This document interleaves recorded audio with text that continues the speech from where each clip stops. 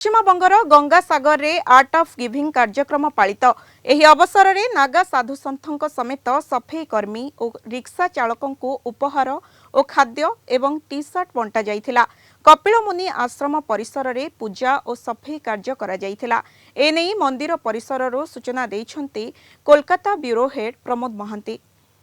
आमे आसी पहुंचीचु गंगा सागर रे। आमे जानती एई सेई गंगा सागर जोंटी कि सगर राजा 60,000 पुत्र एठी मुक्ति लाभ करथिले।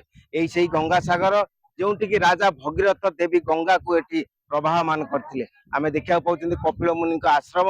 एठारे कपिलमुनि आश्रम सारा भारत रे एक सारा पृथ्वी रे एक आस्थार स्थान पालटिछि एवं आजिर दिन रे आमे एठारे पहुंचीचु किट किस एवं किम्स रो प्रतिष्ठाता डॉक्टर अच्युत सामंत आह्वान रे एठारे आमे पहुंचीचु एवं एठारे पालन करा जाउछ आर्ट ऑफ गिविंग दिवस।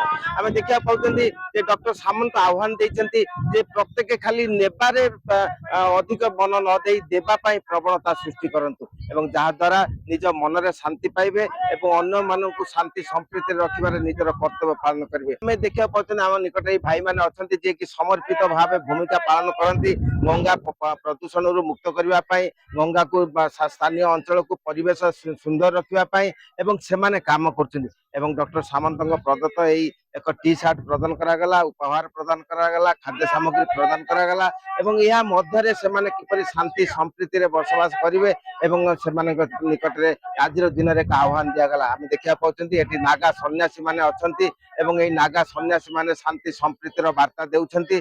तेनु एई आर्ट ऑफ गिविंग रे केवल अर्थदान, वस्त्रदान, खाद्यदान नुहे ज्ञानदान मध्य एक भूमिका पालन करे एवं आमे देखिया पाउछन जे प्रत्येक मन रे एक उत्साह सृष्टि होछि जे एभली एक अभिनव पदक्षेप जे प्रत्येक देबा पई नेबा पई उत्साह प्रदान करथला बेले देबार भावार्थ को प्रतिपादन करिया पई डॉक्टर सामंत भूमिका पालन करछन्ती जहा कि प्रत्येक को निशब्द विप्लव रूप नैछन्ती बोली कहले अत्युक्ति हेब नै।